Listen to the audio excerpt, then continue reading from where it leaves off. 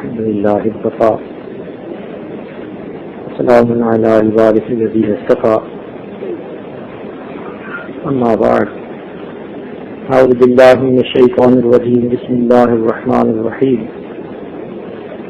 قد أفلح من تزكى قال الله تعالى في مقام آخر ونفس وما سواها فألهمها فجورها وتقواها قد أفلح من زكاها وقد خاب من دساها وقال الله تعالى في مقام آخر ومن تزكى فإنما يتزكى لنفسه وإلى الله المصير وقال الله تعالى في مقام آخر خذ من أموالهم صدقة تطهرهم وتزكيهم بها وصل عليهم إن صلاتك سكن لهم سبحان ربك رب العزة عما يصفون وسلام على المرسلين والحمد لله رب العالمين اللهم صل على سيدنا محمد وعلى آل سيدنا محمد وبارك وسلم اللهم صل على سيدنا محمد وعلى آل سيدنا محمد وبارك وسلم اللهم صل على سيدنا محمد وعلى آل سيدنا محمد وبارك وسلم.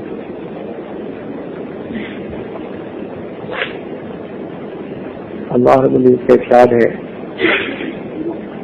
قد افلح من تزکا، تحقیق فلاح پا گیا وہ جو ستھرا ہوا.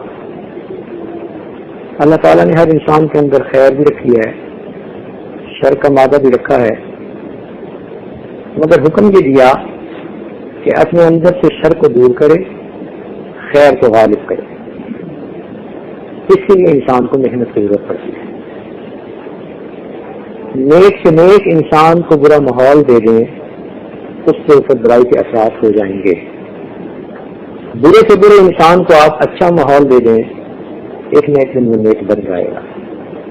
تو انسان کے اوپر ماحول کا بڑا اثر ہوتا ہے. تو انسان کو چاہیے کہ وہ نیک ماحول کو اپنائے تاکہ اس کے اندر کی گندگیاں دور ہوں. ایک ہوتی ہے ظاہر کی ناپاکی، جسم کے اوپر جو لگ جاتی ہے وہ چند لوگ کے پانی ڈالنے سے دور ہو جاتی ہے. ایک ہوتی ہے باطن کی ناپاکی، وہ سات سمندر کا پانی استعمال کرنے سے بھی دور نہیں ہوتی، اس کا طریقہ کچھ اور ہے. وہ کیا ہے آخر؟ قرآن مجید نے اس کا طریقہ بتلا دیا. جب انسان کے نفس کے اندر بری خواہشات ہوتی ہیں، بری آرزویں ہوتی ہیں، حوث ہو، حسد ہو، کینہ ہو، بغض ہو، تو یہ ساری کی ساری چیزیں اس انسان کے اندر شر پیدا کرتی ہیں. اپنے لیے بھی وہ انسان مصیبتیں کھڑی کرتا ہے اور اللہ کے بندوں کے لیے بھی وبال جان بن جاتا ہے.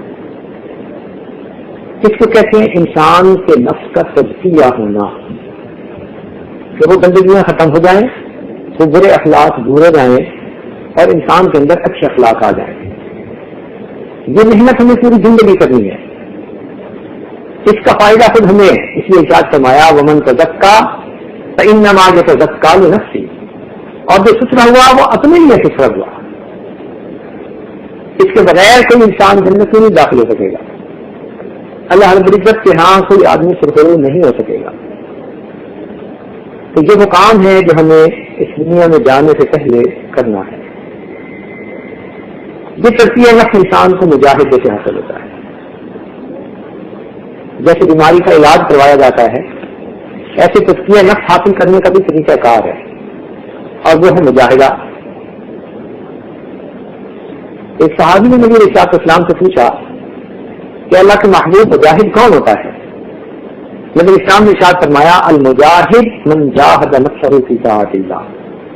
مجاہد وہ ہوتا ہے جو اللہ کے معاملے میں اپنے نفس کے ساتھ جہاد کرے. گناہوں سے اپنے آپ کو بچانا یہ ایک بہت بڑی محنت ہے، یہ آسان کام نہیں ہے. بلکہ بسا اوقات تو ہاتھ سے انگارہ رکھنا آسان ہے، گناہوں سے بچنا وہ مشکل کام ہو جاتا ہے. اور جب ارد گرد کا ماحول بھی ایسا ہی ہو، دعوت گناہ عام ہو، ہر طرف ظلمت اور تاریکی ہو، تو ایسے میں نفس کا گناہوں کی طرف مائل ہو جانا وہ بڑا آسان ہوتا ہے. اس شطع بے مہار کو لگام ڈالنا، اس کو تزکیہ کہتے ہیں. ہم اپنے نفس کو شریعت کی لگام ڈال دیں تاکہ یہ ہر کام شریعت سنت کے مطابق کرے. تو اس کے لیے محنت کرنی پڑتی ہے. اس محنت کے دو انداز ہیں. ایک ہے مجاہدہ بالنفس، اپنی جان کے ساتھ مجاہدہ کرنا. مثلا اپنے آپ کو انسان نیک کام میں لگائے، اپنے جسم کو تھکائے تاکہ دل کے اوپر نور آئے، انسان کے نفس کے اندر کی برائیاں ختم ہو اور انسان کے اندر خیر آ جائے. اپنی بری آرزوؤں کو توڑنا. ہمارے مشائخ مستقل محنت کرواتے ہیں کہ کس طرح انسان اپنے اندر کی آرزوؤں، بری آرزوؤں کو توڑے. دل چاہتا ہے کہ میں فلاں طرف آنکھ اٹھا کر دیکھوں، مگر نہیں دیکھنا کیونکہ اللہ رب العزت کا حکم ہے. اور اگر کبھی نفس ایسا کرے تو اپنے نفس کو سزا دینا. مثلا میں 3 دن روزہ رکھوں گا، میں رات کو تہجد میں 40 رکعت نماز پڑھوں گا. ایسے کوئی مشقت اپنے اوپر ڈالنا یہ مجاہدہ ہے. ذرا کر کے دیکھیے. دوسری دفعہ پھر دیکھیں طبیعت ذرا گھبرائے گی کہ 40 رکعت پڑھنی پڑے گی. یہ مجاہدہ بالنفس کہلاتا ہے.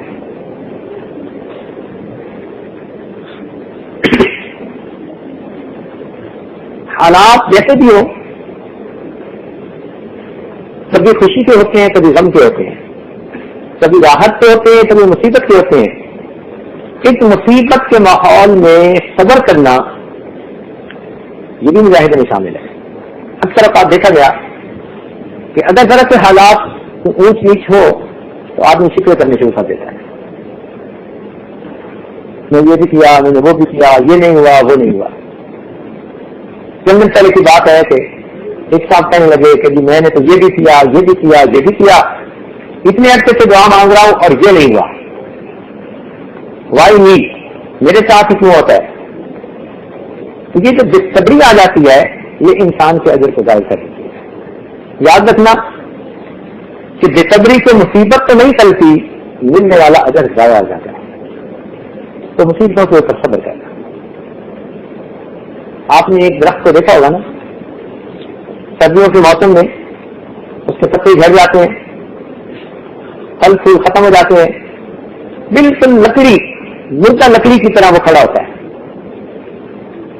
اس وقت جو موسم ہے وہ اس سے مخالف ہوتا ہے. درخت کو پتہ ہے کہ ابھی مجھے یہ سب ٹھٹوڑے برداشت کرنے ہیں. وہ ٹھنڈی ہواؤں کی جھونکے بھی برداشت کرتا ہے، برفانی موسم کو بھی برداشت کرتا ہے. چند مہینے صبر کے ساتھ گزارتا ہے تو سردی کا موسم ختم ہوتے ہی اللہ تعالیٰ پھر اس کو بہار عطا فرما دیتا ہے. تو ہمیں صبر کے لیے سبق اس درخت سے سیکھنا چاہیے. ایسے ہمارے سر بھی مصیبت کے لمحات آئیں، آزمائش کی گھڑیاں آ جائیں تو ہم بھی صبر کے ساتھ گزاریں. یہ آزمائش ہمیشہ نہیں رہے گی، پھر رہتے کے بعد اللہ تعالیٰ اس کو پھر خوشیوں سے بدل دیں گے. تو ایسی مصیبت کے وقت میں اور زیادہ اللہ تعالیٰ کی طرف رجوع کرنا چاہیے، اللہ تعالیٰ کو منانا چاہیے، پروردگار عالم سے معافیاں مانگنی چاہیے. آزمائش تو ہم تک بہت تھوڑی آتی ہے. اگر ہم دیکھیں کہ کس پر کتنی آزمائش آئی ہم بتا دیں گے. چنانچہ مجھے ایک ملک میں ایک آدمی دیکھنے کا موقع ملا، شکل انسانوں کی تھی، ہاتھ بند ہو جاتے تھے. اب اس بیچارے کی زندگی سوچے کیا ہوگی. وہ ہر وقت اپنے ہاتھوں کو ڈھانپ کر رکھتا تھا، کسی کو دکھا نہیں سکتا تھا. ہمیں اللہ رب العزت نے صحیح سالم جسم عطا کیا، یہ اللہ رب العزت کی کتنی بڑی مہربانی. تو ہمارے اوپر تو آزمائشیں ہیں ہی نہیں، نہ ہونے کے برابر ہے. تو اگر کوئی آ جائے تو اس کے اوپر صبر کرنا. اسی طرح مخلوق کی اظہار ثانی کو صبر کرنا، یہ چیز ختم ہوتی جا رہی ہے. اور چھوٹی چھوٹی بات سے ہم دوسرے کے ساتھ جھگڑنے سے آباد آ جاتے ہیں، معمولی باتوں پر نہیں. ہم دوسروں کے ساتھ تحمل مزاجی کا معاملہ رکھیں. جہاں مل کر رہنا ہوتا ہے، برتن کو بھی اکٹھا رکھیں تو وہ بھی ٹکراتے ہیں، تو مل کر رہے تو انسانوں کی سوچیں مختلف، اپنے اپنے انداز سے سوچتے ہیں. ہو سکتا ہے کہ دونوں میں اختلاف رائے بھی ہو جائے، مگر اختلاف رائے کو دشمنی تو نہیں سمجھنا چاہیے. تو محبت پیار سے رہنا. اب گھر کے اندر کتنے لوگ ایسے ہیں، ان لوگوں کے درمیان اگر سوچ کا کوئی فرق ہو جائے تو یہ نہیں کہ مستقل اس کو ایک بنیاد بنا لی جائے. گھروں کے جھگڑے کیسے ہوتے ہیں؟ سات بہو کے جھگڑے، دیورانیوں کے جھگڑے، فلاں جھگڑے، سب اسی طرح مل کر رہنے کی وجہ سے ہوتے ہیں. بلکہ جتنی قریبی رشتے داریاں ہوتی ہیں اتنا زیادہ ایک دوسرے کے ساتھ دلوں میں کھو سکتے ہیں. تو مخلوق کی ایزار آسانیوں کے اوپر صبر کرنا، لوگوں کو اللہ کے لیے معاف کر دینا، اللہ تعالیٰ کے لیے بہت پسندیدہ ہے. جو انسان، حدیث پاک کا مفہوم ہے کہ جو انسان دوسروں کی غلطیوں کو جلدی معاف کرے گا، اللہ تعالیٰ قیامت کے دن اس کی غلطیوں کو جلدی معاف فرما دے گا. جب کسی بندے کا دل ٹوٹتا ہے نا، اس وقت اللہ تعالیٰ کے ساتھ رحمت کی نظر ہوتی ہے. اس لیے بعض کتابوں میں لکھا ہے کہ اللہ تعالیٰ فرماتے ہیں میں ٹوٹے دلوں کے اندر ہوتا ہوں. کسی بھی وجہ سے اتنا کریم ہے، ہمارے مشائخ فرماتے ہیں کہ کسی انسان کو تکلیف پہنچے، صدمہ ہو، چوٹ لگے یا گر جائے، اس وقت میں بندہ جو دعا مانگتا ہے اللہ تعالیٰ اس کی دعا کو قبول فرما لیتے ہیں. تو اتنا کریم ہے. تو ایسے مواقع کے اوپر صبر کرنا اور اللہ کی مخلوق کو اللہ کے لیے معاف کر دینا، اپنے اوپر جبر کر لینا اور دوسروں کو راحت پہنچانا، یہ چیز جہاد بالنفس کہلاتی ہے. نفس کے ساتھ مجاہدہ کرنا، عبادات کے اندر سنت کی اتباع میں کوشش کرنا، جتنی عبادت انسان کر سکے، ذکر کی کثرت جتنی کر سکے، قرآن مجید کی تلاوت جتنی کر سکے، عبادات میں کثرت کرنا، یہ بھی اپنے نفس کے خلاف ایک مجاہدہ ہے. اس لیے ہمارے مشائخ کثرت سے ذکر کی تلقین کرتے ہیں. تو یہ ٹاپک ایسا ہے کہ جو اکثر بیشتر مختلف مجالس میں کھولا جاتا ہے. ایک دوسرا مجاہدہ ہے جس کو بہت کم بیان کرنے کا موقع ملتا ہے. شاید سال میں یہ ایک ہی موقع ایسا آتا ہے کہ ہم اس عنوان پر کچھ گفتگو کرتے ہیں. آج کی اس محفل میں اس ایسپیکٹ کو بھی آپ کے سامنے کھولنے کا ارادہ ہے، اور وہ ہے جس طرح مجاہدہ نفس کے ساتھ کرنا، اسی طرح اپنے مال کے ساتھ کرنا. قرآن مجید سے اس کی دلیل ملتی ہے کہ ایک سے انسان کا تبدیلہ ہوتا ہے. قرآن مجید کی آیت تلاوت کی تعبیر میں اللہ تعالیٰ اپنے محبوب سے فرماتے ہیں خذ من اموالہم صدقۃ تطہرہم وتزکیہم بہا. اے محبوب آپ ان کے مالوں سے صدقات کو لے لیجئے تاکہ ان کے مال بھی پاک ہو جائیں اور ان کے من بھی صاف ہو جائیں. دو باتیں کہی گئی ہیں. تو معلوم ہوا کہ مال سے خرچ کرنے سے اللہ تعالیٰ کے راستے میں مال بھی پاک ہوتا ہے اور انسان کا من بھی صاف ہوتا ہے. چنانچہ اس کی بنیادی وجہ کیا ہوتی ہے کہ انسان کو مال کے ساتھ شدید محبت ہے. انہ لحب الخیر لشدید، مال کے ساتھ اس کو بڑی بہت سخت محبت ہوتی ہے. اپنی خواہشوں کو پھر جتنا چاہے مرضی خرچ کر دے، اس کو پتہ نہیں چلتا، اور اپنے نفس کے خلاف دین کے لیے خرچ کرنا یہ کئی دفعہ پہاڑ نظر آتا ہے، اور اس کے بغیر من پوری طرح صاف نہیں ہوتا. چنانچہ اللہ تعالیٰ کے راستے میں مال کا صدقہ کرنا، مال کو خرچ کر دینا، اس سے انسان کا من صاف ہوتا ہے. کتنا خرچ کرنا چاہیے؟ قرآن مجید نے فرمایا لينفق ذو سعة من سعته، ہر بندہ اپنی استطاعت میں زیادہ خرچ کرے. دنیا کے معاملے میں ہم دیکھیں ہم کتنا خرچ کیا کرتے ہیں. شادی بیاہ کا موقع آ جائے ہزاروں ڈالر خرچ ہو جاتے ہیں. بچے کی کوئی تقریب ہو ہزاروں کا خرچہ نکل جاتا ہے. تو اگر ان معاملات میں ہم اتنا خرچ کر لیتے ہیں تو جہاں دین کا معاملہ آئے ہمیں وہاں بھی ادھر خرچ کرنا چاہیے. ہماری اپنی ہی عادت قیامت کے دن ہمارے لیے پیمانہ بنے گی. اللہ تعالیٰ دیکھیں گے کہ تم نے دنیا کے لیے اتنا خرچ کیا کیا میرے دین کے لیے خرچ نہیں کر سکتے؟ اپنا گھر بناتے ہیں مثلاً، تو اس وقت ہم کیا کرتے ہیں؟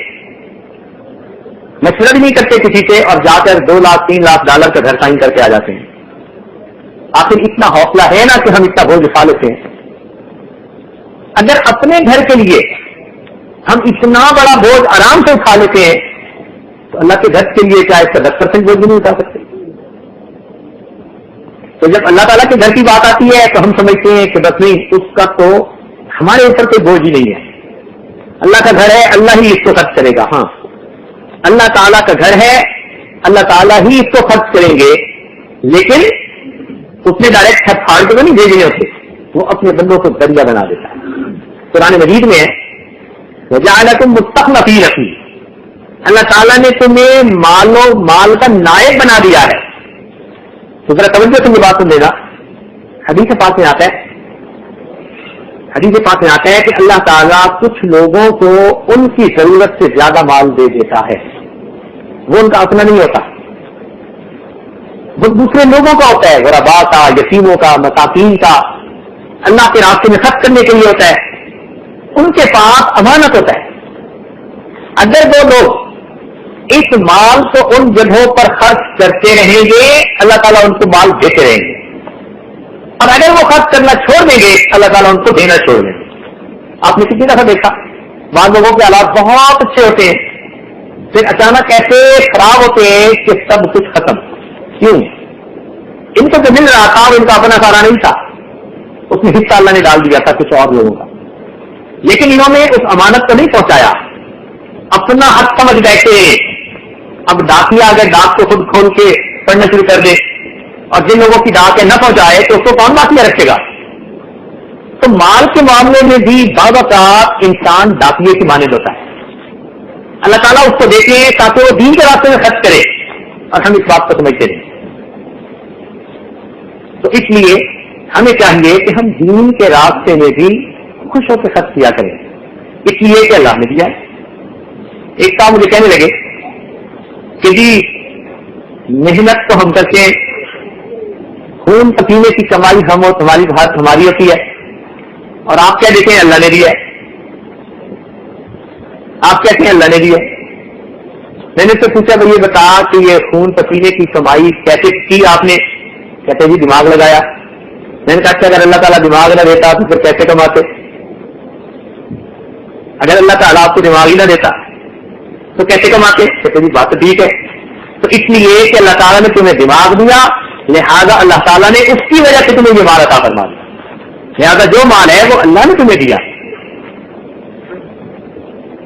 جو مال ہے وہ اللہ تعالیٰ نے تمہیں دیا. اور واقعی اللہ تعالیٰ برکتیں دیتے ہیں، رزق چلتا رہتا ہے.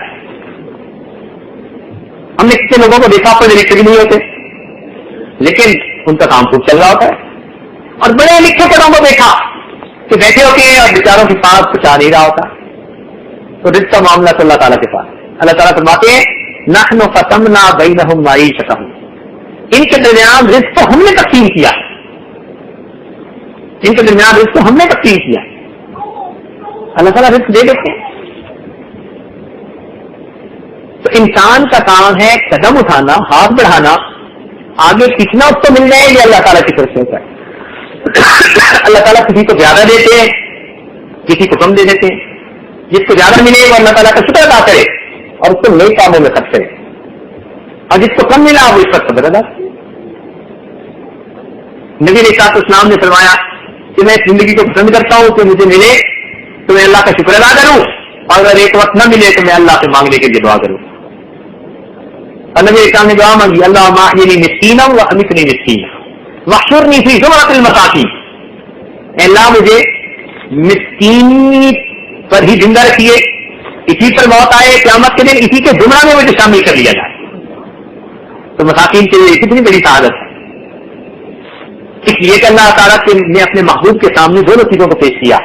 اے محبوب آپ دنیا میں سلطنت چاہیں تو ہم سلطنت بھی عطا فرما دیں گے، اور آپ اگر چاہیں تو ہم آپ کو دنیا میں عام غریبی اور مسکینی کی زندگی دے دیں گے. چوائس آپ کا. نبی اسلام فرماتے ہیں کہ جب جبریل علیہ السلام مجھ سے پوچھنے کے لیے آئے تو انہوں نے یہ دونوں باتیں میرے سامنے رکھی. مگر ہاتھ کے اشارے سے اشارہ کیا کہ مسکینی زیادہ بہتر ہے. تو نبی اسلام فرماتے ہیں کہ میں نے جبرائیل کا اشارہ پایا تو میں نے کہا نہیں مجھے یہ مسکینی کی زندگی زیادہ پسند ہے. نبی اسلام نے فرمایا کہ اگر میں چاہتا اور دعا کرتا تو اللہ تعالیٰ کو اس پہاڑ کو سونے کا بنا دیتے اور یہ میرے ساتھ چلتا. لیکن اللہ تعالیٰ نے اپنے محبوب کے لیے جو ہے وہ یہ چیز پسند فرمائی اور نبی اسلام نے خود بھی اسی چیز کو پسند فرمایا. تو اگر انسان کے پاس نہ ہو تو وہ اللہ تعالیٰ سے دعا مانگے, آج بھی ظاہر کرے, اور اگر اللہ تعالیٰ عطا کر دے تو اللہ کے راستے میں خرچ کرے تاکہ اس کا شکر ادا کر رہا. صبر کرنے والا بھی جنتی, شکر کرنے والا بھی جنتی ہے. صحابہ رضی اللہ تعالیٰ عنہ, یہ حضرت ابو ذر غفاری رضی اللہ تعالیٰ عنہ, ان کو اللہ تعالیٰ نے خوب مال عطا کیا تھا, خوب مال عطا کیا تھا. اور حضرت عثمان غنی رضی اللہ تعالیٰ عنہ, ان کو بھی اللہ تعالیٰ نے خوب مال عطا کیا تھا. اور آپ سنتے رہتے ہیں کہ یہ حضرات کس طرح اللہ کے راستے میں خرچ کرتے تھے. حضرت ابو ذر غفاری عنہ کا یہ حال تھا کہ ایک شخص ان کے پاس آیا کہ جی مجھے نوکری کی ضرورت ہے. تو میں ٹھیک ہے میں نوکری پہ تمہیں رکھ لوں گا, لیکن جب میں تمہیں کہوں کہ اللہ کے راستے میں دینے کے لیے مجھے کوئی جانور چاہیے تو میرے جانوروں میں سے جو سب سے بہترین جانور ہو تو وہ لایا کرو. اگر یہ شرط منظور ہے تو تمہیں رکھ لیتا ہوں. تو اس نے کہا جی بہت اچھا.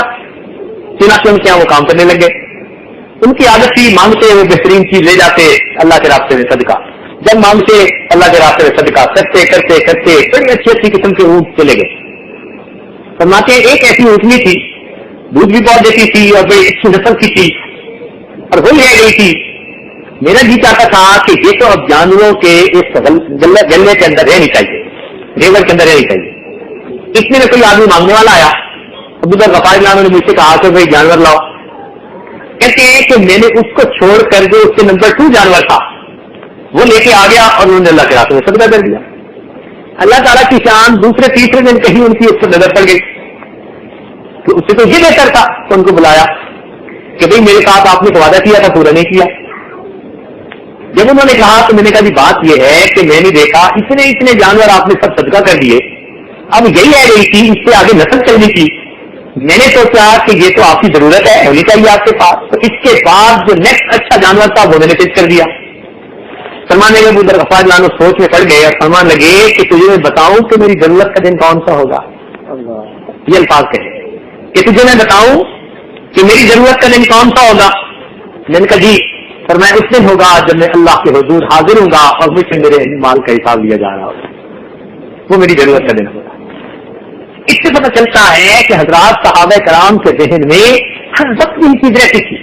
جن کو اللہ تعالیٰ نے مال دیا وہ سوچتے تھے کہ ہمیں اس مال کا اللہ کے یہاں حساب دینا ہے.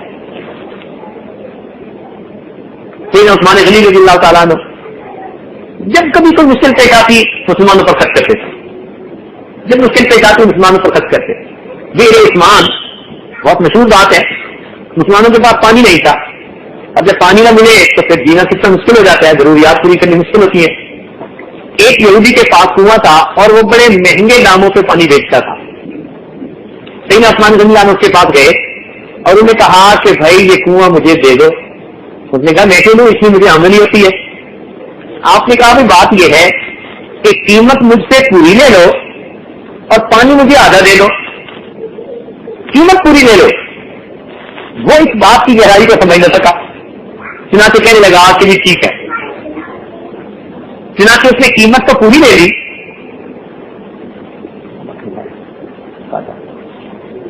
چنانچہ اس نے قیمت تو پوری لے لی لیکن اس نے آدھا پانی دے دیا.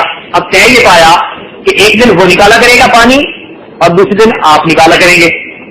جس دن آپ کے نکالنے کا تھا آپ نے اعلان کروا دیا کہ کوئی بھی آدمی جس کو پانی کی ضرورت ہو وہ آ کر بغیر قیمت کے نکال لے. صرف مسلمان ہی نہیں, کافر بھی نکال سکتے ہیں. اللہ کا بندہ جو بھی ہے پانی کا ضرورت مند وہ آئے اور پانی نکالے.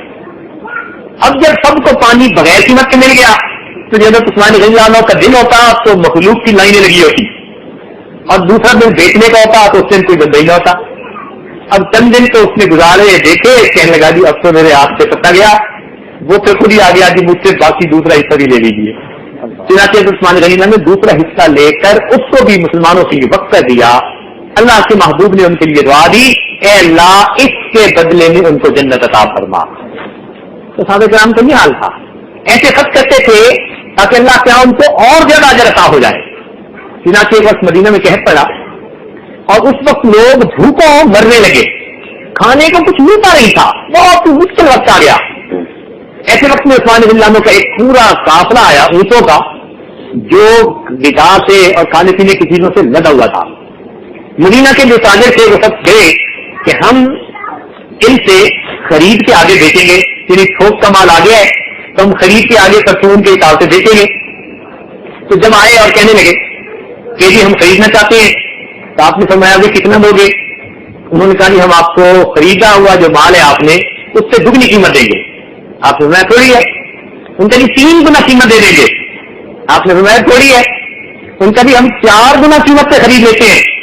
آپ نے فرمایا تھوڑی ہے. جب آپ نے کہا 4 گنا قیمت تھوڑی ہے تو مدینہ کے تاجر حیران ہوئے, کہنے لگے عثمان رضی اللہ عنہ سے کہ آپ تو 4 گنا منافع مل رہا ہے اور آپ کہتے ہیں ابھی تھوڑی ہے. آپ نے فرمایا بھی بہت تھوڑا ہے. وہ کہنے لگے اس سے زیادہ تو ہم نہیں دے سکتے. فرمانے لگے اچھا مجھ سے خریدنے والا ہے جس نے کم از کم مجھے 70 گنا زیادہ قیمت پر خریدنے کا وعدہ فرمایا, کیوں نہ میں یہ مال اس کے ہاتھ میں بیچ دوں. کہنے لگے وہ کون ہے؟ کہنے لگے وہ میرا مالک پروردگار ہے جس نے اپنے راستے میں صدقہ کرنے پر 70 گنا اجر دینے کا کم از کم وعدہ فرمایا, میں اس کو دوں گا. چنانچہ پورے کے پورے لدے ہوئے اونٹوں کو غریبوں کے اندر یقین فرما دیا. تو یہ حضرات تھے کہ جنہوں نے آخرت کی ضرورت کو صحیح طرح سمجھا تھا. انہوں نے اس بات کو اچھی طرح دل میں بٹھا لیا تھا کہ ہماری ضرورت کا دن وہ ہوگا کہ جب ہمیں کھڑے ہونے کے لیے کوئی سایہ بھی نہیں ملے گا سوائے اللہ تعالیٰ کے عرش کے سائے.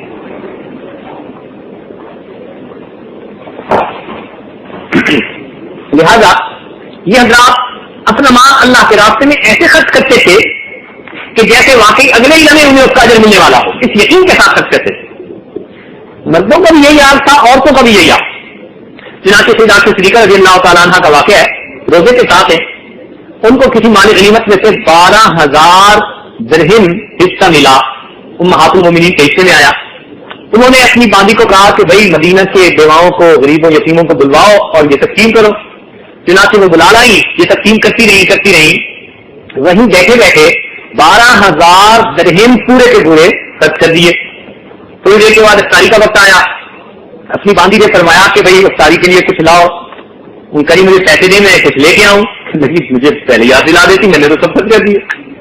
یعنی 12,000 درہم اللہ کے راستے میں خرچ کیے اور اپنے پاس روزے کی افطاری کے لیے بھی کچھ نہیں تھا.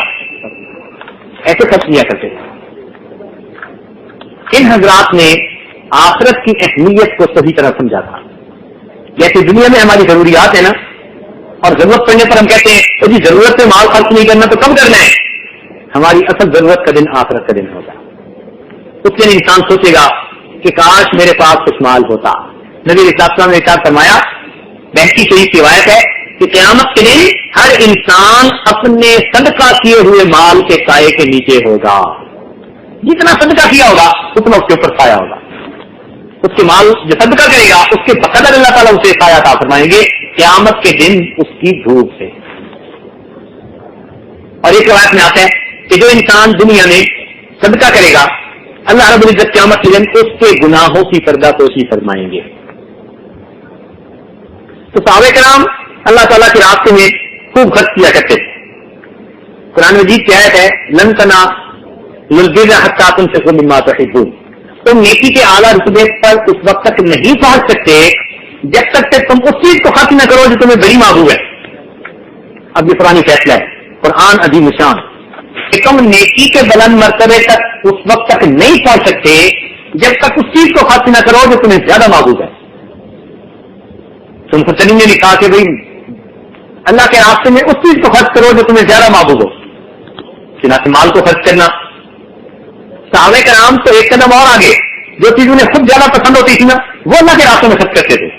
چنانچہ وصل حضرانوں کے پاس ایک باغ تھا, اچھا تھا, کھجوریں بہت اچھی تھی, انہوں نے اللہ کے راستے میں خرچ کر دیا, اللہ کے راستے میں صدقہ. ایک صحابی کو میٹھی چیزیں پسند تھی تو وہ گڑ اور کھجوریں یہ لے کر اللہ کے راستے میں صدقہ کیا کرتے تھے کہ جی جو مجھے پسند ہے میں اس کو اللہ کے راستے میں خرچ کروں. تو وہ خرچ بھی کرتے تھے تو اپنی پسندیدہ چیزوں کو خرچ کرتے تھے اور جانتے تھے کہ قیامت کے دن ہمیں اللہ رب العزت کے یہاں اس کا اجر ملے گا. اور یہ جو ہم خرچ کرتے ہیں یہ نہیں ہے کہ اس کا کوئی حساب نہیں، بلکہ یہ اللہ تعالیٰ کے پاس جمع ہوتا ہے، اکاؤنٹ ہے ہر بندے کا، اس میں جمع ہوتا ہے. اللہ تعالیٰ قرآن پاک میں فرماتے ہیں من ذا الذی یقرض اللہ قرضا حسنا، تم میں سے کون ہے جو اللہ کو قرض حسنا عطا کرے؟ دیا بھی اللہ تعالیٰ نے، اور پھر جب واپس لینا ہے تو فرماتے ہیں کہ جو تم مجھے دو گے وہ میرے اوپر قرض حسنا ہوگا. اس کی مثال ایسے سمجھیے کہ جیسے باپ کوئی میٹھی چیز لے کے آئے اور اپنے بچے کو دے دے اور پھر کہ بیٹا ایک اس میں سے مجھے دے دو، میں تمہیں اس کے بدلے اور لا دوں گا. بھائی دیا بھی تو باپ نہیں تھا، لیکن اس میں سے ایک چھوٹا سا حصہ لینے پر اور وعدہ فرما رہے ہیں. تو یہ باپ کی شخصیت ہوتی ہے. اسی طرح اللہ رب العزت کی یہ مہربانی، اس کی یہ مہربانی کہ فرمایا کون ہے تم میں سے جو اللہ تعالیٰ کو قرض حسنا دے دے. چنانچہ صحابہ کرام اس یقین کے ساتھ دیتے تھے کہ ہم جو دیں گے ہمیں اللہ تعالیٰ اس کا بدلہ اس سے زیادہ عطا کرے گا. حدیث پاک میں آتا ہے نبی علیہ الصلوۃ والسلام نے قسم اٹھا کر فرمایا، نبی علیہ السلام اگر ویسے ہی کوئی بات فرما دے تو اس بات کے سچ ہونے کے لیے کافی ہے کہ جائے کہ اللہ کے محبوب نے قسم کھا کر فرمایا جو بندہ اللہ کے راستے میں مال خرچ کرتا ہے اس کی وجہ سے اللہ اس کے مال میں کمی نہیں ہونے دیتے. تو صدقہ کی وجہ سے کسی انسان کا مال کم نہیں ہوتا. اچھا بتائیں آج تک آپ نے کوئی بندہ دیکھا ہے کہ جس نے مسجد بنوائی ہو، مدرسے بنائے ہو اور وہ بینکرپٹ ہو گیا ہو؟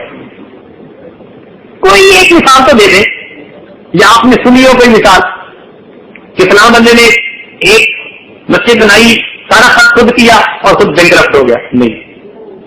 ہاں کاروبار کرنے والوں کو بینکرپٹ ہوتے تو ہم نے سینکڑوں مرتبہ سننا دیکھا. کاروبار کیے بینکرپٹ، لیکن دین کا کام کر کے کوئی نہ ہوا تو معلوم ہوا کہ برکت کے اس راستے میں اللہ تعالیٰ دیتے ہیں نا. چنانچہ ایک بندہ جس سے مسجد خریدنے کے لیے اپنی ساری جمع پونجی جو تھی وہ خرچ کر دی، تو اس وقت اس کے قریبی دوست اس کو کہتے تھے کہ ساری زندگی کا خرچ تم نے ادھر لگا دیا، بچوں کے لیے یہ ہوتا، فلاں کے لیے یہ ہوتا. مگر اللہ تعالیٰ نے اس کو ہمت دی تھی. جب اس نے سب کچھ لگا دیا، چند سالوں کے بعد اسی بندے کی زبان سے ہم نے سنا وہ خود کہہ رہا تھا کہ جتنا میں نے خرچ کیا اس سے کئی گنا زیادہ اللہ نے مجھے پھر واپس عطا فرما دیا. پہلے تھا تو تھوڑا جو لگایا اور اب ملا تو کئی گنا زیادہ اوپر سے واپس مل گیا. چراغ بکری اللہ کی ایک بندی، ان کے یہاں کچھ مہمان آئے، ابھی باقی ہو رہی تھی، کھانے کا وقت ہو گیا. تو دستور ہے کہ کھانے کے وقت میں مہمان کو کھانا دیتے. اتنے میں دروازوں پر دستک ہوئی. انہوں نے اپنی کام کرنے والی کو بھیجا کہ جاؤ دیکھو. وہ کہنے لگی کوئی آدمی کھانے کے لیے کھانا لایا ہے آپ کو پیش کرنے کے لیے. میں روٹیوں کو گنو، روٹیاں گنی تو وہ چند روٹیاں تھیں. کہنے لگی نہیں یہ میرے لیے نہیں، اس کو لے جائے. پھر تھوڑی دیر بعد دوسرا آ گیا، حتیٰ کہ جب تیسرا آیا تو انہوں نے کہا روٹیاں گنو. انہوں نے روٹیاں گنی تو پتہ چلا کہ روٹیاں 18 ہیں.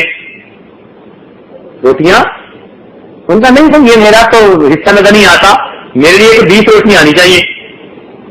پھر جب 20 روٹیاں آئی تو وہ کہنے لگی اچھا میں گنتی ہوں. چنانچہ اس نے گنی تو 2 کپڑے کے اندر اور چھپی ہوئی پڑی تھی. کہنے لگی جی پوری 20 ہے. مہمان حیران ہوئے، کہنے لگے آپ کو کیسے یہ پتا تھا کہ 20 ملنی ہے؟ کہنے لگے آپ لوگوں کے آنے سے پہلے میرے پاس 2 ہی روٹیاں تھی. مانگنے والا کوئی اللہ کا بندہ آیا، میں نے اللہ کے راستے میں 2 روٹیاں دے دی تھی. اب اللہ نے جب مجھے واپس بھیجا تو کم از کم من جاء بالحسنۃ فلہ عشر امثالها، 10 گنا تو اللہ کا وعدہ ہے. تو 20 سے کم تو میرا حصہ تھا ہی نہیں، اس لیے میں نے یقین سے کہا کہ 20 ہونی چاہیے. اللہ نے 10 گنا کر کے مجھے واپس لوٹا دیا. قرآن مجید میں ایک تو فرمایا کہ اللہ تعالیٰ 10 گنا کر کے عطا فرماتے ہیں، پھر ایک جگہ فرمایا کہ 70 گنا، ایک جگہ فرمایا اس کو 100 گنا تک بڑھا دیتے ہیں. مثل الذین ينفقون فی سبیل اللہ کمثل حبۃ، جو اللہ کے راستے میں خرچ کرتے ہیں اس کی مثال ایک دانے کی سی ہے. اس دانے سے پودا نکلتا ہے اور اس کی 7 بالی بن جاتی ہیں. ہر بالی کے اوپر خوشہ لگ جاتا ہے، خوشے کے اندر 100 دانے، تو 700 بن گئے. تو مطلب وہ ایک اللہ 700 گنا بھی بنا دیتے ہیں. آگے فرمایا واللہ یضاعف لمن یشاء بغیر حساب، اللہ چاہتے ہیں تو اس کو بغیر حساب اور بڑھا دیتے ہیں. تو یہ مقصد یہ ہے ہم اللہ کے نام پر، اللہ کے دین پر، اللہ کے گھر پر جو خرچ کریں گے، یقینی بات ہے اللہ تعالیٰ اس کے بدلے ہمارے مال میں بھی برکت دیں گے اور اللہ تعالیٰ ہمارے دلوں کو بھی سکون عطا فرمائے. یہ 100% پکی بات ہے. چنانچہ صحابہ کرام اللہ کے راستے میں خوب کرتے تھے. ایک روایت میں آتا ہے ایک شخص تھے جو مسلمان ہوئے, وہ چاہتے تھے کہ اپنے باغ کی 4 دیواری ٹھیک کر لیتے.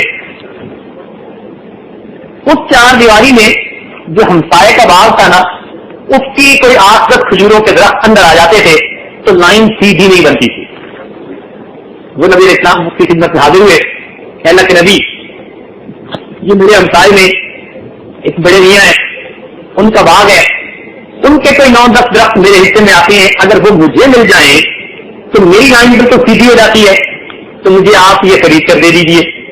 نبی علیہ السلام کی عادت مبارکہ تھی کہ جو بندے کلمہ پڑھتے تھے ان کی تعلیف قلب کے لیے ان کی خوب مدد فرمایا کرتے تھے. آپ نے اس باغ کے مالک کو بلا لیا. تو بڑے میاں جب آئے, بڑے میاں کو اپنے باغ سے کھجوروں سے بڑا لگاؤ تھا. کئی مرتبہ کسی درخت کی کھجوریں طبیعت سے بھی موافق ہو جاتی ہیں اور اس کا ذائقہ بھی اچھا لگتا ہے, تو بندہ کہتا ہے بس مجھے یہی کھانے کے لیے کافی ہے. اور اگر جس جگہ رہتا ہو تو آپ نے دیکھا ہے کئی دفعہ بندہ کہتا ہے کہ مجھے پکے کی جگہ یہ کچی جگہ ہی کافی ہے. طبیعت میں ایک موافقت ہو جاتی ہے. چنانچہ آپ نے ان کو بلا لیا اور ان کو فرمایا کہ بھائی آپ یہ کھجوریں ان کو بیچ دے. صحابہ کرام بڑے سمجھدار, بڑے عقل مند تھے. چنانچہ انہوں نے نبی علیہ السلام سے پوچھا, اللہ کے نبی یہ آپ کا حکم ہے یا آپ کا مشورہ ہے؟ یہ بات پوچھی پہلے, یہ آپ کا حکم ہے یا آپ کا مشورہ؟ آپ نے فرمایا کہ نہیں یہ میرا مشورہ ہے, اختیار تمہارا ہے جو کرو. اللہ کے نبی اگر اختیار دے رہے ہیں تو میں اسے دینا پسند نہیں کرتا. میری طبیعت اس کے ساتھ مانوس ہے, جگہ درخت کی مجھے اچھے لگتے ہیں, میں نہیں دینا پسند کرتا. نبی اسلام نے فرمایا اچھا اگر تم یہ اس کو دے دو تو میں اس کے بدلے جنت میں تمہیں کھجوروں کے اور زیادہ درخت ملنے کی ضمانت دیتا ہوں. یعنی جنت تو ملے گی لیکن جنت میں اس کے بدلے درخت اور زیادہ ملیں گے. تو صحابی نے پھر پوچھا, اللہ کے نبی حکم ہے یا مشورہ ہے؟ نہیں مشورہ ہے, حکم نہیں ہے. کہ جنت تو ملے گی, ہاں جنت تو ملے گی مگر اس کے بدلے اور زیادہ درخت ملیں گے. کہنے لگے جو ملے گی مجھے وہی کافی ہے, جو ملے گی مجھے وہی کافی ہے, لا حاجت علی اس کے بدلے درختوں کے لیے مجھے ضرورت نہیں. چنانچہ یہ کہہ کے وہ واپس آ گئے. اب جب واپس آ گئے تو ایک صحابی یہ گفتگو سن رہے تھے, وہ نبی علیہ السلام کی خدمت میں حاضر ہوئے. عرض کرتے ہیں اللہ کے نبی یہ جو آپ نے گفتگو فرمائی کہ ان درختوں کے بدلے میں تجھے جنت کے درختوں کی ضمانت دیتا ہوں, یہ بشارت صرف انہی کے لیے تھی یا کسی اور کے لیے بھی؟ آپ نے فرمایا جو اس کا سودا کروا دے سب کے لیے بشارت ہے. تو وہ کافی بڑے خوش ہو گئے. تو باغ کے اندر ان کا 1000 کھجور کے درختوں کا باغ تھا جو بڑا مشہور باغ تھا. چنانچہ وہ گئے سیدھا اس بوڑھے کے پاس اور بوڑھے میاں سے جا کر سلام دعا کی, بات چیت کی اور اس کو کہا کہ تمہیں پتہ ہے وہ جو 1000 کھجوروں کا درخت ہے, نام سنا ان کا؟ بڑا نام سنا ہے میں نے اس کا, بڑی اچھی کھجوریں ہیں اس باغ میں. کہنے لگے میں اس کا مالک ہوں. اب کیونکہ ایک ہی جیسا کام تھا تو بوڑھے میاں نے ان کو بٹھایا, آپس میں ملے, بات چیت ہوئی. انہوں نے باتوں سے ان کو ذرا اپنے ساتھ مانوس کر لیا اور مانوس کر کے پھر کہنے لگے دیکھو یہ جو آپ کی کھجوریں ہیں نا, ایسی کھجوریں تو کئی 100 وہاں پر لگی ہوئی ہیں اور یہ جو ہے ایسی بھی وہاں پر لگی ہوئی ہے. تو مطلب یہ کہ جتنی کھجوریں جہاں ہیں ہر نسل ذائقے کی کھجور وہاں پر موجود ہے اور بڑا باغ ہے. تو کہنے لگے کہ میرا جی چاہتا ہے میں آپ کے ساتھ سودا کروں, وہ باغ لے لو, کتنی کھجوریں ہوگی, مزے کی زندگی گزرے گی, اور یہ مجھے دے دو. تو بڑی میاں نے سوچا کہ جب مجھے میری پسند کی کھجوریں طبیعت کی موافق والی مل رہی ہے تو میں ان کے ساتھ سودا کر ہی لیتا ہوں. چنانچہ انہوں نے سودا کر لیا. جب ان سے سودا طے کر لیا, ابھی کے پاس میں آتے ہیں کہ وہ صحابی واپس اپنے باغ کی طرف آئے اور اپنے باغ کے اندر بھی داخل ہونا گوارا نہ کیا. باہر سے کھڑے ہو کے اپنی بیوی کو پکارا, اے فلاں کی امی, اے فلاں کی امی, اپنے بچوں کو سامان کو لے کے باہر آ جا. اس نے پوچھا کیا ہوا, آپ نے تو کبھی مجھے ایسے نہیں جلد بازی میں پکارا تھا جیسے آج پکار رہے ہیں, خیریت تو ہے؟ فرمان لگے ہاں میں نے اس کھجور کے بدلے نبی علیہ السلام سے جنت کے کھجوروں کی ضمانت لے لی, اس لیے میں اب اندر نہیں آنا چاہتا, تو باہر آ جا. اس کی بیوی نے یہ بات سن کے کہا کہ میں قربان جاؤں, زندگی میں یہ پہلا موقع ہے تم نے اتنا اچھا اللہ سے سودا کر لیا. یہ پہلا موقع ہے. اتنا اچھا تم نے اللہ سے سودا کیا. چنانچہ وہ صحابیہ اپنے بچوں کو لے کر سامان کو لے کر باہر آئی اور وہ صحابی نے وہ پورے باپ کے بدلے آخرت کی کھجوروں کا سودا فرما لیا. تو صحابہ کرام آخرت کی ضروریات کو سمجھتے, ان کو پتہ تھا کہ اس دن ہمیں کتنی ضرورت ہوگی. اس لیے ہمیں چاہیے کہ ہم اللہ تعالیٰ کے راستے میں اپنا مال خرچ کریں اور اپنی آخرت کے دن کی نجات کا سبب بنائیں. حدیث پاک میں آتا ہے کہ صدقہ قبر کی گرمی کو بجھا دیتا ہے. دوسری روایت میں آتا ہے کہ مومن قیامت کے دن اپنے صدقے کے سائے میں ہوگا. ایک روایت میں آتا ہے کہ صدقہ میں 6 باتیں ہیں, 3 باتیں دنیا میں اور 3 باتیں آخرت میں. 3 باتیں دنیا میں تو یہ ہے کہ مال بڑھتا ہے, گھٹنے کی بجائے صدقہ کرنے سے مال بڑھتا ہے. اور دوسرا یہ کہ اللہ تعالیٰ اس کو دنیا کی مصیبتوں سے بچاتے ہیں. اور تیسرا یہ کہ اللہ تعالیٰ اس کے گھر کو آباد فرماتے ہیں. یہ 3 باتیں تو ہو گئی دنیا کی. اور 3 باتیں آخرت کی یہ کہ اللہ تعالیٰ گناہوں سے اس کی پردہ پوشی فرماتے ہیں, اس کے سر پر قیامت کے دن سایہ عطا فرمائیں گے, اور اللہ تعالیٰ اس کو 2 بختی عذاب سے نجات عطا فرمائیں گے. آپ نے سنا ہوگا کہ صدقہ سے بلائیں دور ہوتی ہیں. ہمیں پتہ بھی نہیں ہوتا کون سی بلا آنے والی تھی, لیکن کتابوں میں لکھا ہے کہ جب انسان اللہ کے راستے میں صدقہ کرتا ہے تو یہ صدقہ نیچے سے اوپر جاتا ہے اللہ کی طرف پیش ہونے کے لیے, اور اوپر سے کوئی بلا آ رہی ہوتی ہے. یہ صدقہ اس بلا کو وہی روک لیتا ہے, وہ بلا اس بندے پر کبھی بھی نازل نہیں ہو سکتی. لوگ کہتے ہیں نا جی ہاتھ کا دیا کام آ گیا, تو بھائی اگر غریبوں کو دیں, ضرورت مندوں کو دیں, تو ان کو بھی ہاتھ کا کام آتا ہے. تو اگر اللہ کے گھر کے لیے خرچ کریں تو یہ تو پھر اللہ کو دینے والی بات ہوئی, تو یہ دیا ہوا کام کیوں نہیں آئے گا؟ تو ہم اللہ کے گھر کے لیے جو بھی خرچ کریں گے, دیکھیں آپ نے غریب کو دیا, بڑے درجے کی بات ہے, مگر ممکن ہے کہ وہ غریب نماز نہ پڑھتا ہو, ممکن ہے وہ جھوٹ بولتا ہو, ممکن ہے وہ دوسروں کے حقوق کا عمل کرتا ہو. اگر کہ آپ نیک کام کر رہے ہیں, مگر ایک نیکی کے ذریعے سے آگے وہ بندہ وہ زندگی نہیں گزار رہا جو گزارنی چاہیے. جبکہ آپ اس کو خرچ کریں گے اللہ کے راستے میں, تو اس سے کیا ہوگا؟ لوگ مسجد میں نماز پڑھیں گے, مسجد کے اندر آ کر قرآن پڑھنا سیکھیں گے, بچے اللہ تعالیٰ کے قرآن کو حفظ کرنا سیکھیں گے. یہ سب عبادتیں ہیں, گناہ کا کوئی پہلو ہی نہیں ہے. تو مسجد میں خرچ کرنا اور جگہوں پر خرچ کرنے پر زیادہ فضیلت رکھتا ہے. اب دیکھیے ہمارے یہاں الحمدللہ جن بچوں نے پچھلے بیچ میں حفظ قرآن مکمل کیا, ان میں سے چند بچوں نے اس سال یہی نیو یارک کی مختلف مسجدوں میں رمضان میں قرآن پاک سنایا. اب جن لوگوں نے اللہ کے راستے میں دیا, ان کے اس مال سے مسجد بنائی گئی یا مسجد کی ضروریات پوری ہوئی, اساتذہ کی ضروریات پوری ہوئی, جو کام بھی ہوئے, بہرحال اس فیسلٹی میں ان بچوں نے قرآن پاک کو حفظ کیا. اور ان بچوں نے اب جا کر مصلے سنائے. یہ بچے جب تک مصلہ سناتے رہیں گے, ان کا تعاون کرنے والے سب لوگوں کو ان کا اجر ملتا رہے گا. آپ دیکھیے کتنا بڑا اکاؤنٹ کھل گیا. حافظ بچے جب تک قرآن پڑھتے رہیں گے, سناتے رہیں گے, آپ کو اس کا اجر ملے گا. اور پھر اس سال الحمدللہ 6 اور بچوں نے قرآن پاک کا مکمل کر لیا, اور اللہ کے فضل سے آج کے دن میں بھی ایک بچے نے قرآن پاک کا مکمل کیا. الحمدللہ ثم الحمدللہ. تو یہ تو یوں سمجھیے کہ جیسے درخت ہوتا ہے نا, کہ اس کے اوپر سے آدمی فروٹ اتارتا رہتا ہے, تو اس درخت کو جو پانی دیتا ہے اس کو اس کا اجر ملتا ہے. اسی طرح یہ ایک شجر اللہ نے لگوا دیا, جو لوگ اسے پانی دیتے رہیں گے تو فروٹ ان کو ملتا رہے گا, اس کا اجر ملتا رہے گا قیامت کے دن. اللہ تعالیٰ کی طرف سے نیکیوں میں حصہ رہے گا اس بندے کا. چنانچہ کتنے بچے یہاں پر سنڈے اسکول میں پڑھنے آتے ہیں, یا ماہانہ مجالس سے وعظ و نصیحت جو منعقد ہوتی ہیں, کتنے لوگ اس میں آتے ہیں, اور اللہ تعالیٰ ان کو توبہ سے, گناہوں سے توبہ کرنے کی توفیق عطا فرماتے ہیں. اب ان کی توبہ کا جتنا ثواب ہے وہ سب ان لوگوں میں بھی تقسیم ہوگا جنہوں نے اس ادارے کے ساتھ تعاون کیا ہوگا. ادارے تو بہت بنتے ہیں, آپ نے دیکھا ہوگا کئی جگہوں پر مساجد بنی ہوئی ہیں, اسلامک سینٹر بنے ہوئے ہیں, لیکن وہاں پر 5 وقت کی نماز میں چند بندے بھی نہیں ہوتے. ہم نے تو بعض ایسے سینٹر دیکھے کہ جو صرف اتوار کے دن ہی آباد ہوتے ہیں, آگے پیچھے ایک بندہ بھی نہیں ہوتا. مجھے کوئی ایسی مسجدوں میں جانے کا موقع ملا, کہتے ہیں فرصت ہی نہیں ہے, لوگ نوکریوں والے ہیں. تو ایسی جگہ بھی ہے, اور وہ بھی سنڈے اسکول کے نام پر آپس میں گیٹ ٹوگیدر زیادہ ہوتی ہے, دینی پروگرام بھی نہیں ہوتے. تو ادارے ایسے بھی ہیں کہ جہاں پر اتنے خرچے ہوتے ہیں، اس کے باوجود وہاں پر دینی پروگرام نہیں ہوتے. آپ دیکھیے کہ اس ملک میں چند سال پہلے تک قرآن پاک حفظ کروانے کی سہولت نہیں تھی. لوگ اپنے بچوں کو باہر ملک بھیجا کرتے تھے. اب چھوٹی عمر کے بچوں کو باہر ملک بھیجنا، ماں باپ کا جدائی برداشت کرنا، خرچہ کئی گنا زیادہ کرنا، یہ کوئی آسان کام تو نہیں تھا.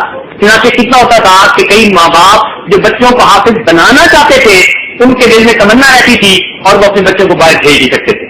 اب اللہ رب العزت نے ہمارے پر آسانی فرما دی. تو اب کیا مہربانی ہوئی کہ اب قرآن پاک بچوں کے حفظ کرنے کے لیے ہمارے پاس کلاس موجود ہے. الحمدللہ یہاں اس ریاست سے دوسری ریاستوں سے دوست احباب آتے ہیں اور اللہ تعالیٰ ان کے بچوں کو قرآن پاک حافظ بنا دیتے ہیں. پروڈکشن آپ ہر سال گریجویشن کے موقع پر دیکھتے ہی ہیں کہ اللہ تعالیٰ آپ کے سامنے کر دیتے ہیں کہ بچے کتنا پیارا قرآن پاک پڑھتے ہیں.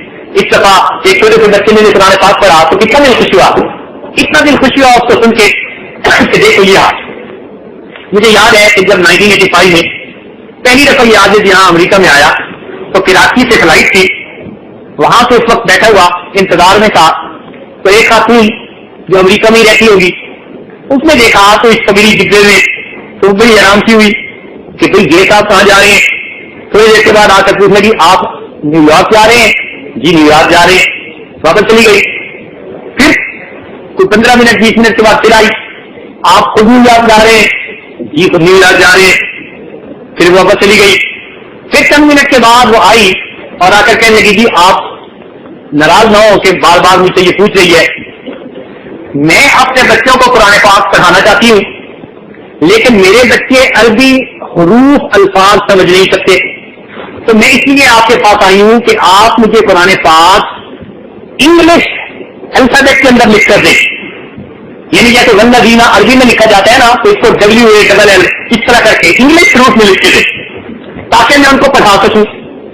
تو یقین کیجیے مجھے اب بھی یہ بات کبھی کبھی یاد آتی ہے کہ ایک وقت تھا کہ جب عربی حروف کی شناخت بچوں کے لیے کروانے والا کوئی نہیں تھا، پڑھانے والا کوئی نہیں تھا، اور گھر کی عورتیں مائیں کہتی تھی کہ ہمیں کوئی انگلش حروف میں لکھ کر دے تاکہ ہم بچوں کو پڑھا سکیں. اور کہاں یہ وہی جگہ ہے کہ جہاں پر آج اللہ کے فضل سے باقاعدہ تجوید اور قراءت کے ساتھ بچے قرآن پاک کے حافظ بن رہے ہیں.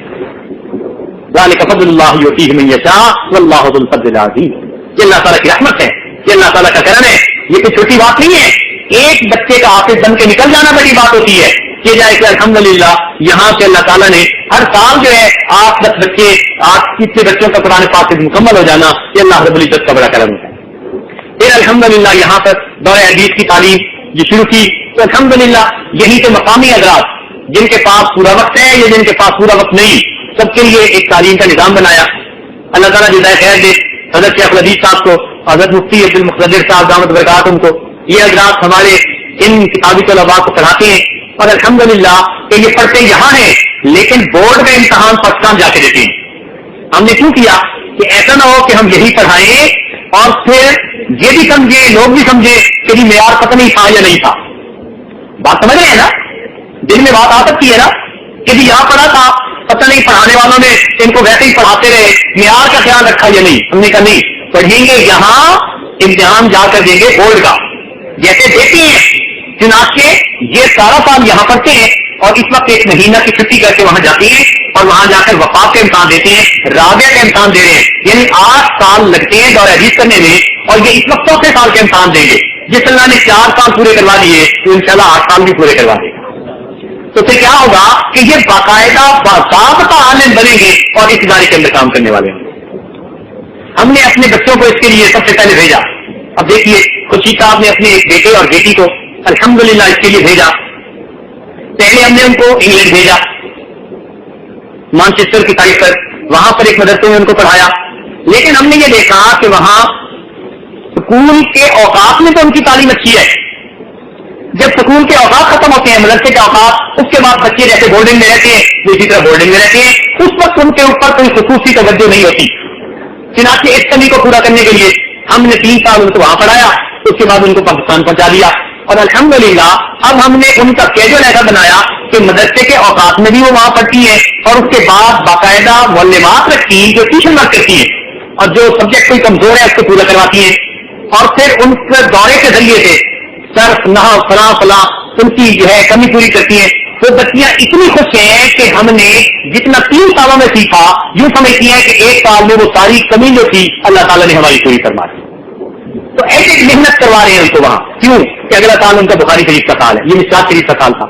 تو بخاری شریف کا سال بچیوں کا آخری ہوتا ہے. گویا اگلے سال ہماری یہ 2 بچیاں, ایک حیدر عنایت صاحب کی بچی ہے, ایک کچھ حافظ خورشید صاحب کی, یہ بچیاں گویا وہاں سے بخاری شریف تک کی تعلیم پڑھ کے فارغ ہو جائیں گی. اور ہمارا بچیوں کی تعلیم کا جو ایک پرانا جو ہے خواب ہے, جو دل کے اندر آرزو ہے, اللہ تعالیٰ اس کو بھی پوری کر دیں گے.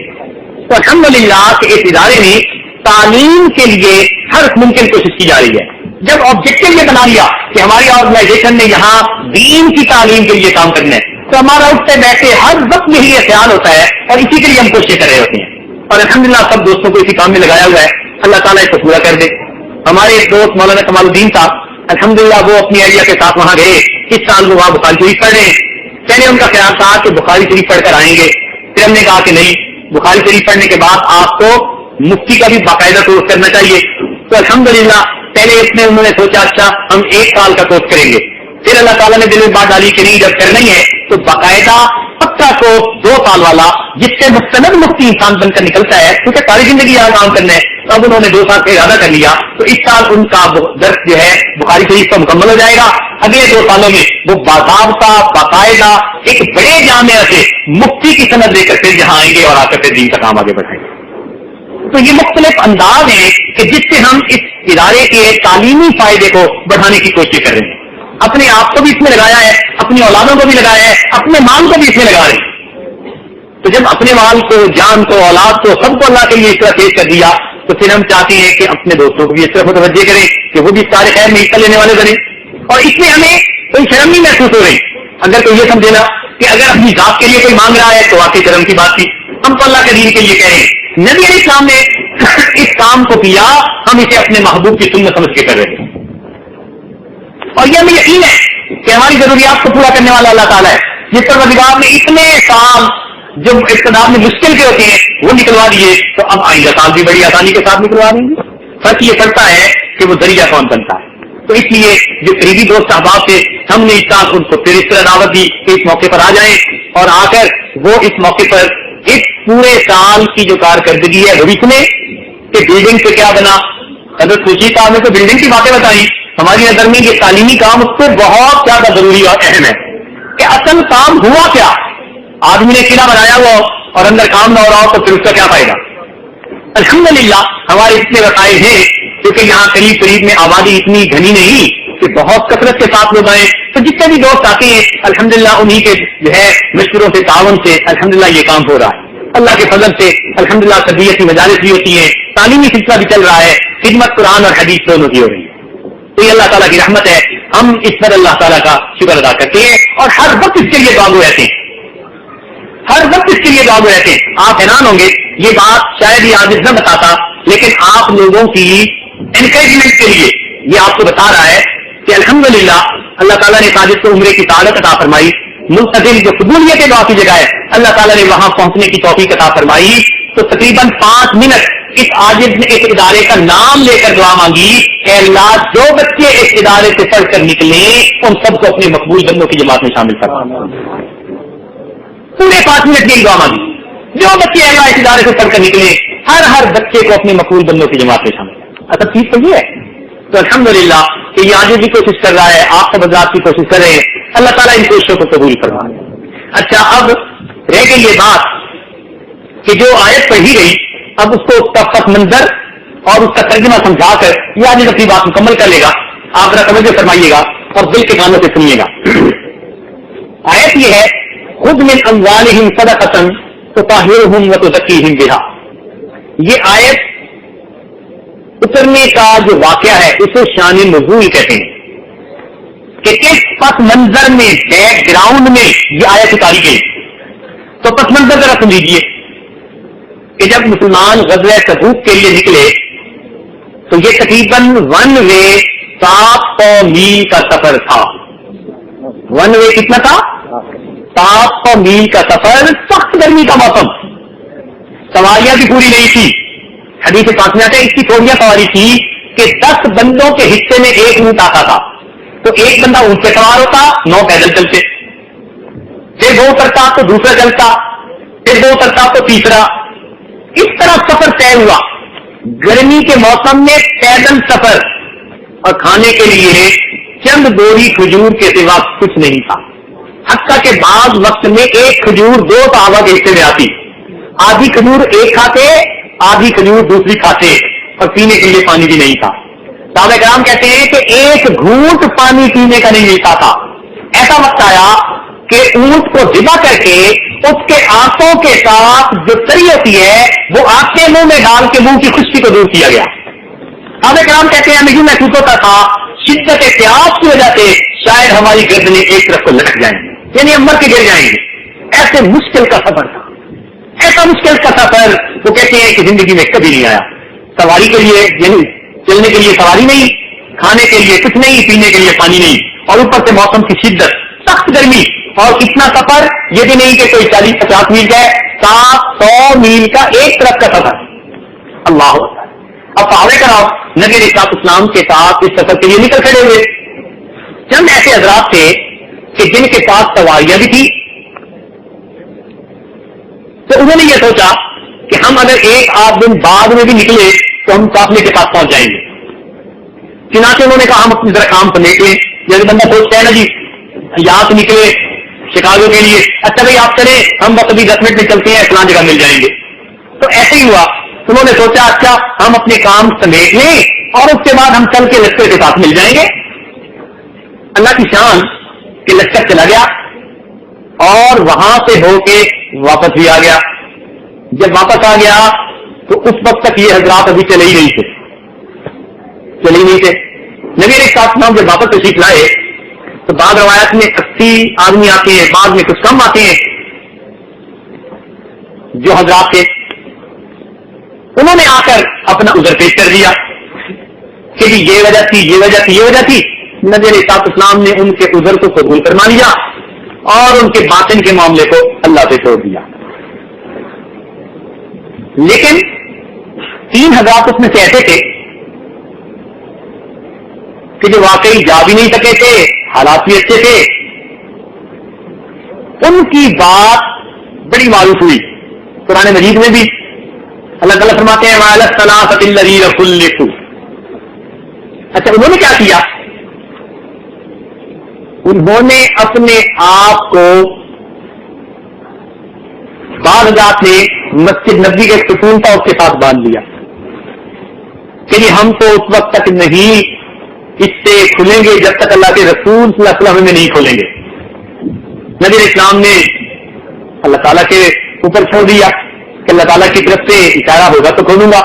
بہرحال چونکہ انہوں نے توبہ کر لی تھی, اللہ تعالیٰ کی مہربانی ہو گئی, ان کی توبہ کے بھی جلدی اوپر سے اشارے آ گئے. نبی علیہ السلام نے خیر ان کو کھول دیا. جن حضرات کو بندے کو کھولا گیا انہوں نے اس کھولنے کی خوشی میں اپنا مال نبی علیہ السلام کی خدمت میں پیش کیا. اس مال کے بارے میں یہ آیت ہے. 3 حضرات اور تھے, انہوں نے اپنے آپ کو باندھا تو نہیں, انہوں نے نبی علیہ السلام کی خدمت میں آ کر صاف صاف اپنی بات پیش کر دی. چنانچہ کعب بن مالک نام حدیث کے راوی ہیں. بخاری شریف میں یہ روایت کتاب المغازی میں امام بخاری رحمۃ اللہ علیہ کو نقل کیا ہے.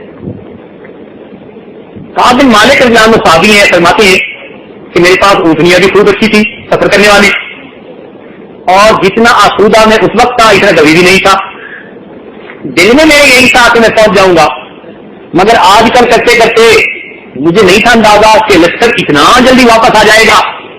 ہم نے تو واپسی کی خبر سن لی. اب جب واپسی کی خبر سن لی تو دل کو کچھ ہوا.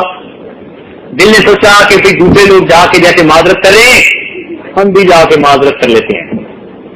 لیکن پھر میرے دل میں خیال آیا کہ نہیں, میں غلط بیانی سے کام نہیں لوں گا, جو حقیقت ہے بس وہ حقیقت جا کے نبی السلام کی خدمت میں کر دوں گا.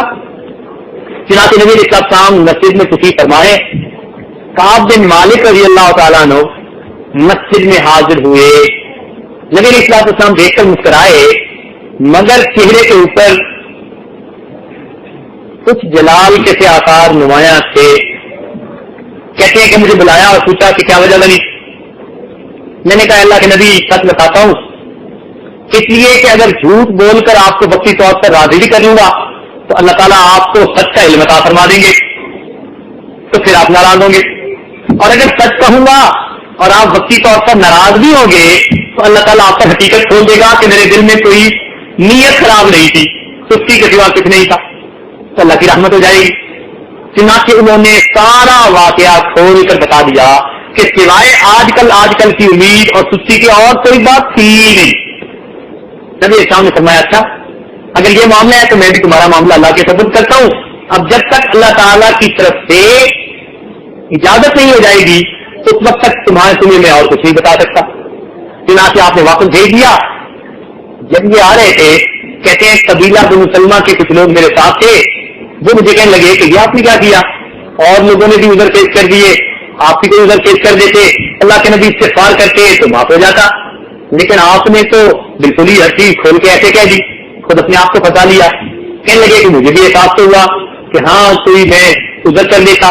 پھر میں نے کہا نہیں، میں نے سچ کہا ہے، اللہ تعالیٰ سچ کی وجہ سے مجھ پر رحمت فرمائیں گے. کہتے ہیں میں گھر آ گیا تو نبی علیہ الصلوۃ والسلام نے سب مسلمانوں کو ہم 3 بندوں سے گفتگو کرنے سے منع فرما دیا. ذرا سننے والی بات ہے یہ، توجہ کے ساتھ سنیے گا. میں نے راستے میں پوچھا مسلمان کے لوگوں سے کہ کیا اس قسم کی بات ہم نے نہیں کی ہے یا اور بھی کسی نے کی ہے. ان کا جناب 2 بندے اور بھی ہیں، 2 بندے اور بھی ہیں. تو ایک کعب بن مالک جو جن پر یہ معاملہ پیش آیا اور 2 بندے ان کے ساتھ اور بھی تھے. فرماتے ہیں کہ ہم 3 بن گئے.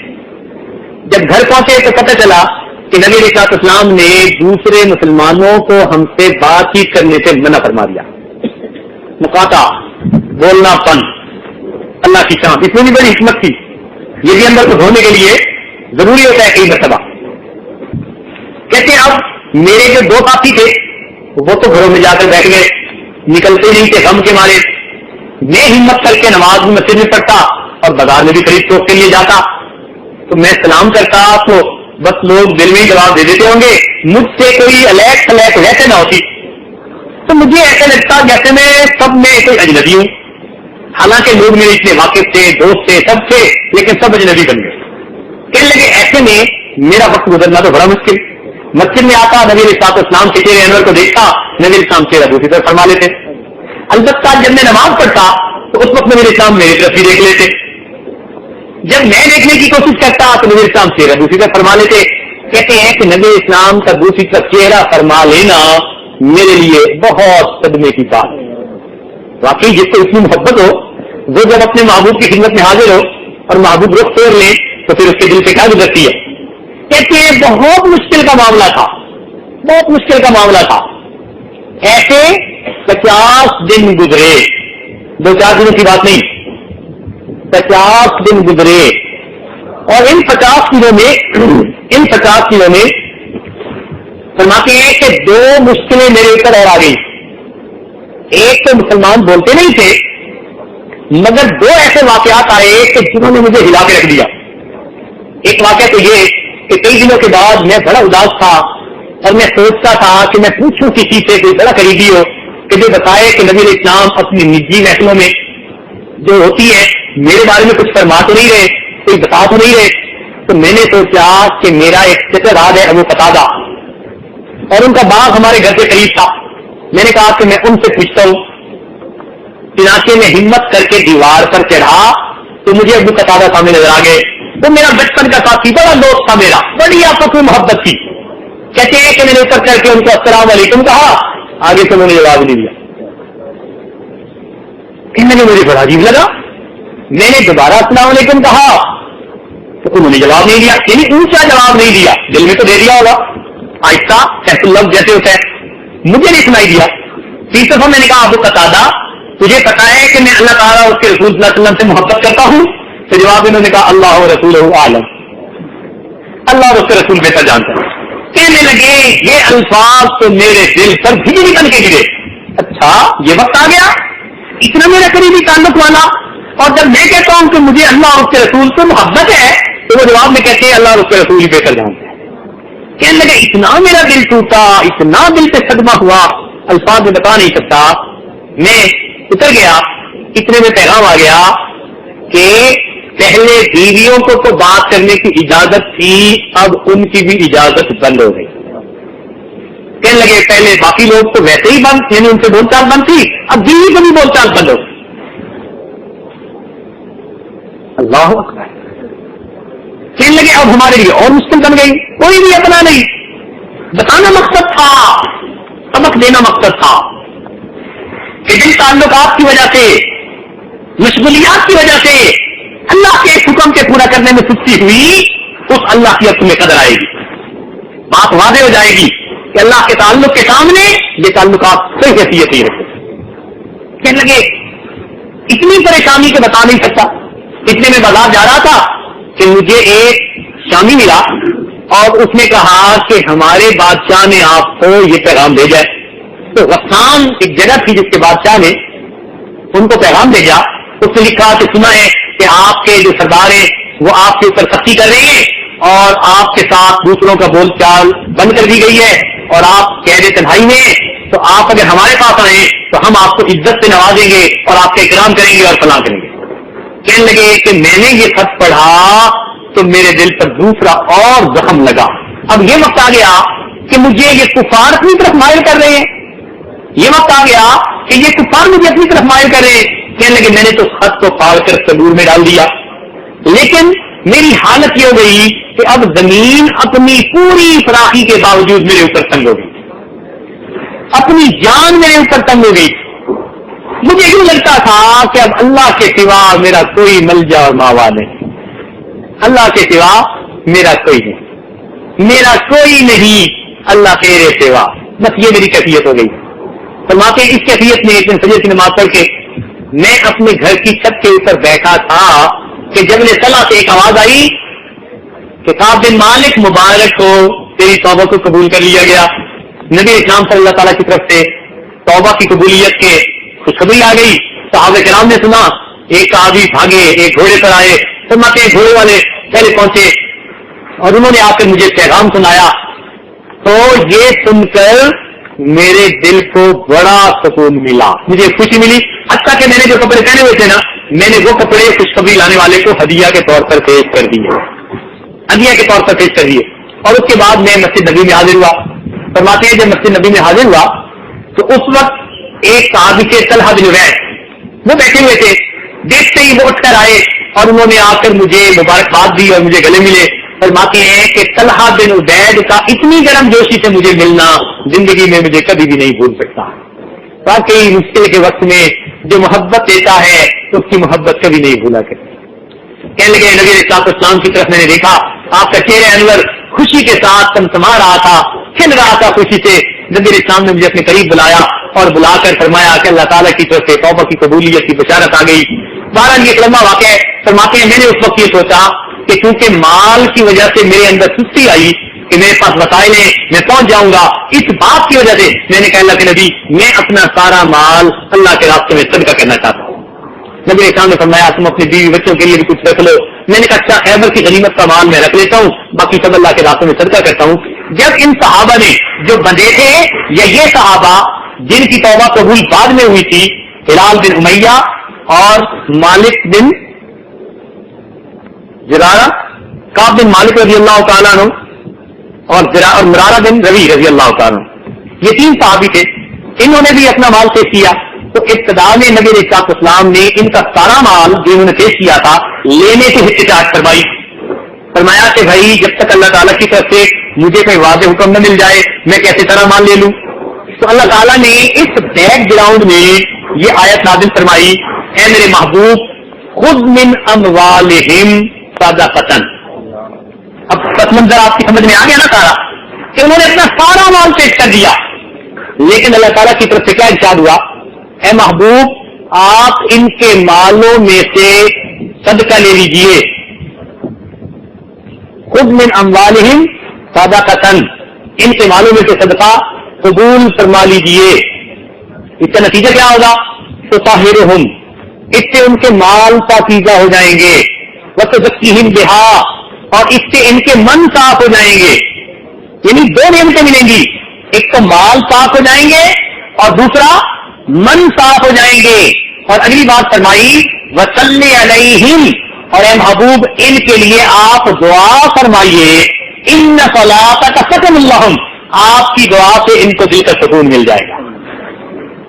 تو اس لیے یہ آیت آج پڑھی کہ آج بھی اگر آپ اپنا مال اللہ تعالیٰ کے راستے میں خرچ کریں گے، اس سے آپ کو 3 نعمتیں نصیب ہوں گی، ایک مال صاف ہوگا، اور دوسرا من صاف ہوگا، اور تیسرا چونکہ آپ اللہ کے راستے میں خرچ کریں گے، ہم سب مل کر آپ لوگوں کے لیے دعا کریں گے۔ قرآن کا وعدہ ہے ان صلاتک سکن لہم، اس موقع کی دعائیں انسان کے دل کو سکون دیتی ہیں۔ آج میرے دوستوں دلوں میں کتنی پریشانیاں ہیں، آپ ذرا جانچ کر دیکھیے، ہر سننے کے دل میں کوئی نہ کوئی پریشانی ہے، ان پریشانیوں کو کیسے ہم دور کر سکتے ہیں، اس کے لیے یہ دعائیں ہیں جو کام آئیں گی۔ لہذا آج کی محفل کو منعقد کرنے میں ہمارے ذہن میں یہی ایک مقصد تھا، ایک کہ ایک کار خیر میں دوستوں کو حصہ لینے کا موقع نصیب ہو جائے، اور دوسرا آپ کے مال صاف ہو جائیں، آپ کے من صاف ہو جائیں، اور تیسرا اس موقع پر جو دعائیں کی جائیں اللہ اس سے پریشانیوں کو دور کر کے دلوں کو سکون عطا فرمائے۔